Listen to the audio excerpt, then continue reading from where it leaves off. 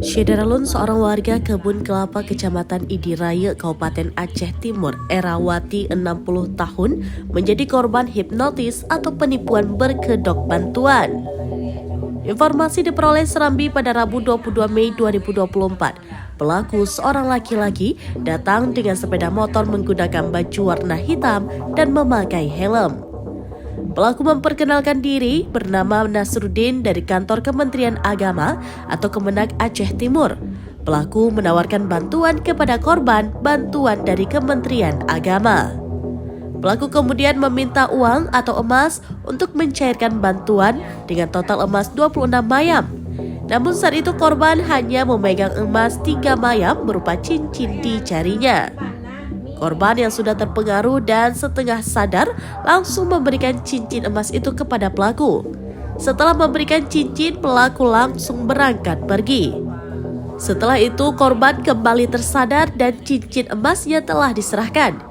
Ia kemudian mendatangi Kementerian Agama dengan tujuan untuk mengambil hadiah yang dimaksud Nasruddin. Lalu sesampainya di Kemenak Aceh Timur, pihak Kemenak merasa keheranan karena selama ini Kemenak tidak memberikan hadiah apapun, apalagi hadiah untuk mantan jamaah haji. Pihak Kemenak juga menjelaskan tidak ada staf yang bernama Nasruddin. Saat itu korban baru mengetahui dirinya menjadi korban penipuan.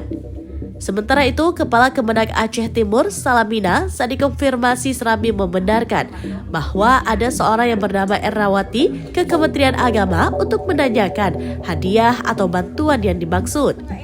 Ia menjelaskan Kemenak tidak pernah memberikan bantuan kepada jamaah haji atau hadiah karena tidak ada bantuan apapun.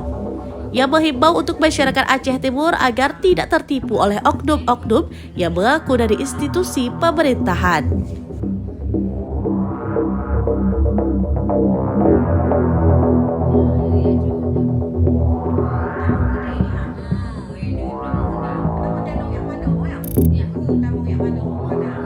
Download Tribun X sekarang, menghadirkan lokal menjadi Indonesia.